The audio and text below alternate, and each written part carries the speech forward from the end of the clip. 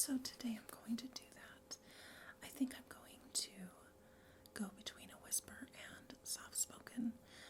I don't necessarily like soft spoken, that's why I don't do a lot of it. So anyway, I hope you enjoy. It's another Utah murder, and but this one I have no ties to. I don't know anyone. Unlike I think all the other murders I've done.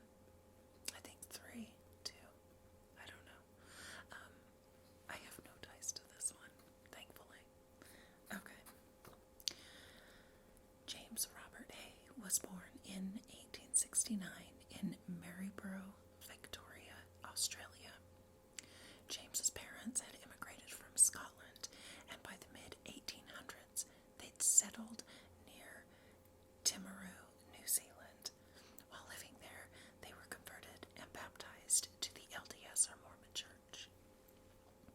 Now, I will say, off topic here, the LDS Church, within I think the last year, has come out and said we are no longer going to refer to ourselves as Mormons or the LDS Church.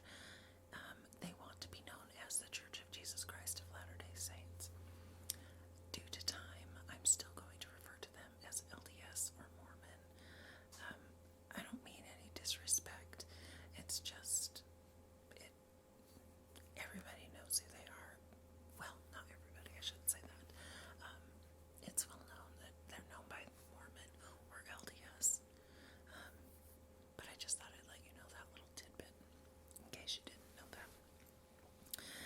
After his father died, his mother and her children immigrated to Salt Lake City. While in Salt Lake City, he met his wife, Aggie Sharp. Aggie came from a very prominent family in Salt Lake City. They were big into politics. They were, I believe her grandpa was friends with Brigham Young, who was an LDS prophet. So he's the one who basically came to Salt Lake City and found, the area. I don't know the exact story. I was raised LDS, but they came here to Salt Lake Valley. They basically settled the area under Brigham Young. So anyway, that's how long Brigham Young was here in Salt Lake City. I mean, he traveled here from back east. Okay. But they were also involved in politics, sitting on boards of the LDS Board of Education and the University of Utah's Board of Regents. They also founded businesses, banks, and had their hand in the railroad also. James, being ambitious himself, joined 2 other men in a limited partnership and formed the Pacific Lumber Company. The business did very well, and eventually James, Aggie, and their 2 small children moved to an upscale neighborhood called Forest Dale. This is where James met Peter Mortensen. Peter Mortensen was born in 1865 in Richfield, Utah. His parents were Dutch Mormon settlers who were not wealthy. They struggled, as many Mormon settlers did. Peter's dad moved the family many times in search of carpentry work. The family finally settled in Ogden near a large English family by the name of Watkins. In 1891, Peter married his neighbor, Ruth Watkins. And in 1897, Peter and his family moved to Forest Dale. This is where he took a job at the Pacific Lumber Company that was partially owned by James. A few years later, he decided that he would try his hand at being self-employed and started in, now this is all-inclusive, this is what he did, architecture, contractor, and carpentry business. By 1901,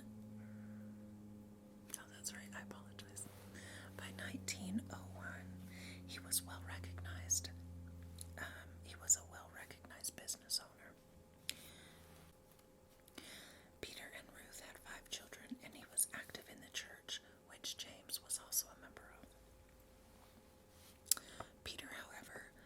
was not a good businessman.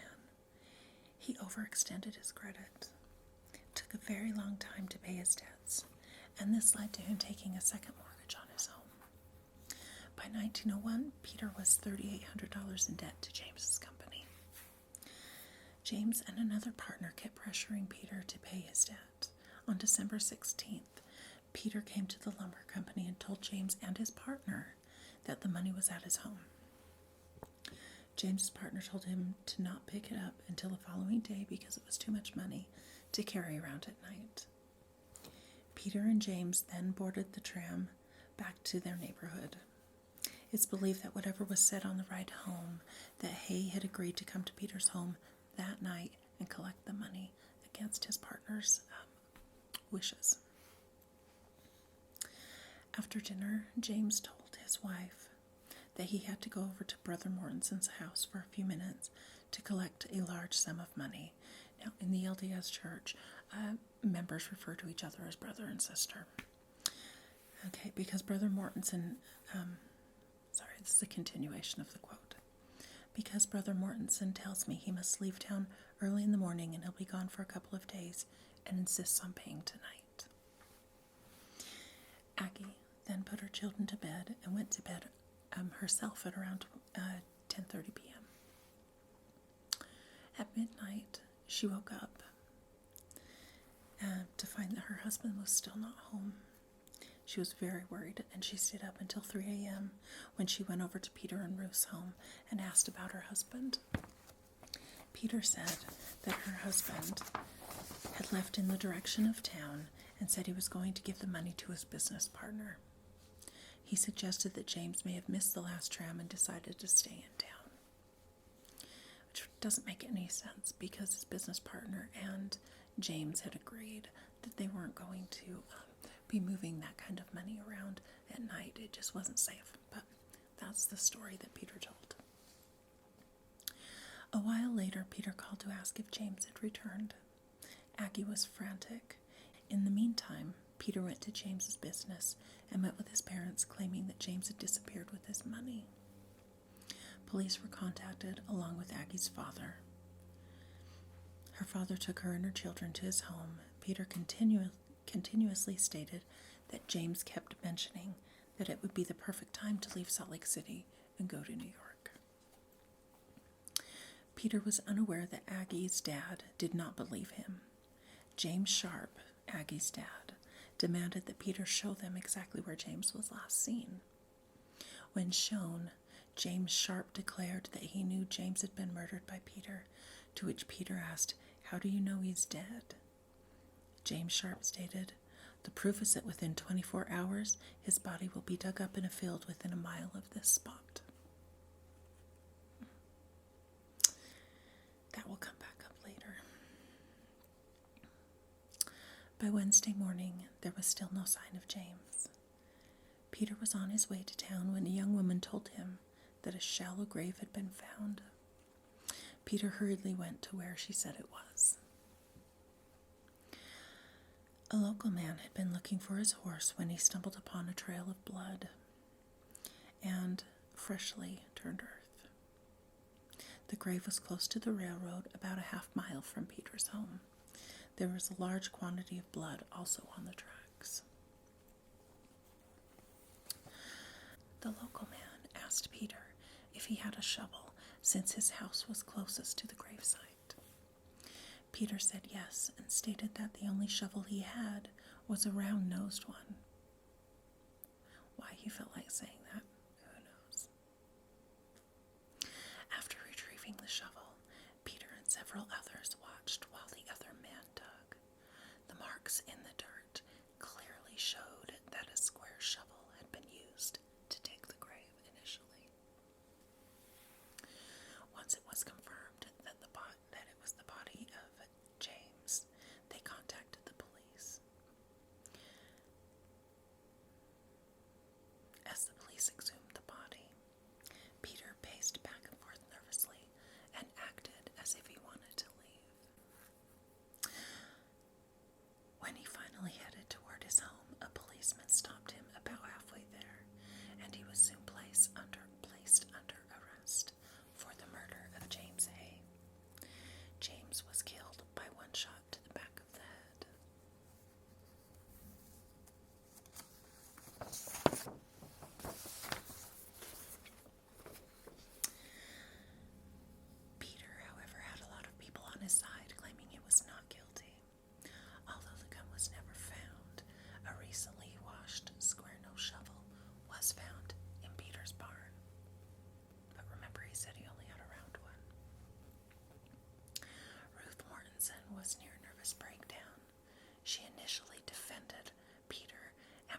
an alibi, but on December 23rd, at the insistence of her brother, she broke down and told what she knew.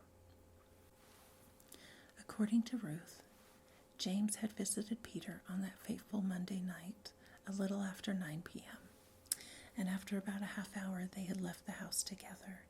In about 20 minutes, Peter had returned, breathless and red in the face. He told his sister-in-law, Henry's wife, who happened to be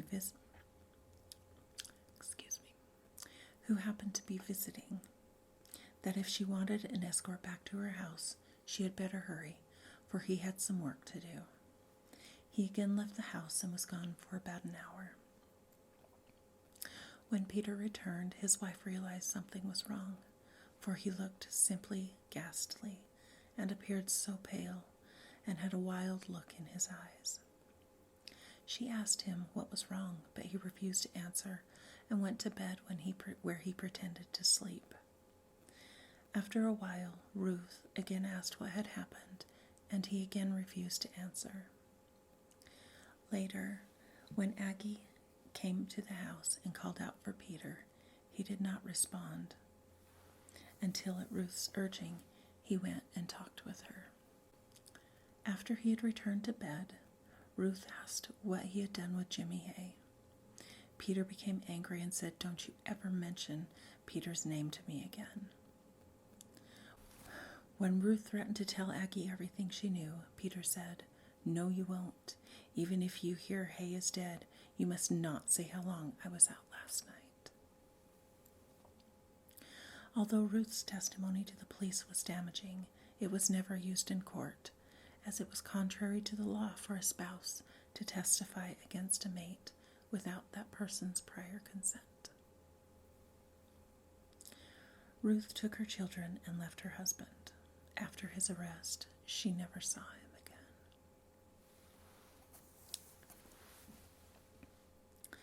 Peter maintained his innocence and said there's no punishment too severe for the murderer of Hay. At trial, prosecution presented a number of witnesses. The defense, none. By far the most intriguing and controversial event at the hearing was the testimony of James Sharp. After describing his confrontation with Mortensen and the subsequent discovery of the body, Sharp was asked by the defense how he had known that Hay was dead the afternoon before his body was discovered.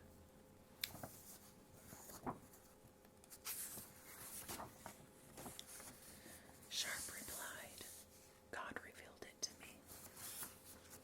According to one reporter, the effect on Mortensen was devastating.